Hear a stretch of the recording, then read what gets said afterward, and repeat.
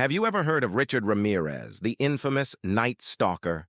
In the 1980s, this serial killer terrorized California with his brutal and random attacks. Ramirez began his crime spree in 1984, breaking into homes at night in Los Angeles and San Francisco. His methods were horrific and varied. He used guns, knives, hammers, and even a tire iron to assault his victims. Ramirez didn't discriminate. His victims ranged from young children to elderly women. He would break into homes in the dead of night, often attacking entire families. He raped and tortured his victims before murdering them. In some cases, he left survivors, spreading even more fear throughout the city.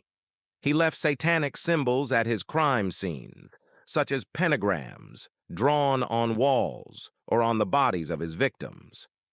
This added a terrifying, ritualistic element to his crimes. Ramirez often demanded his victims to swear to Satan during the attacks. The city was gripped by fear, as no one knew who would be next. The police were under immense pressure, and the media coverage was intense.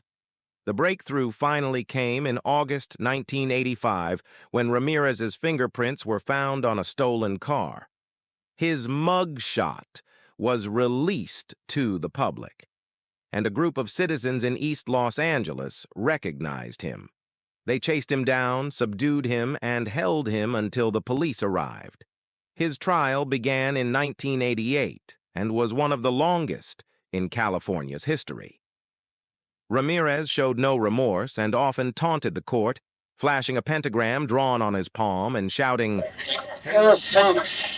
He was found guilty of 13 murders, 5 attempted murders, 11 sexual assaults, and 14 burglaries. He was sentenced to death and sent to San Quentin's death row, where he died of cancer in 2013.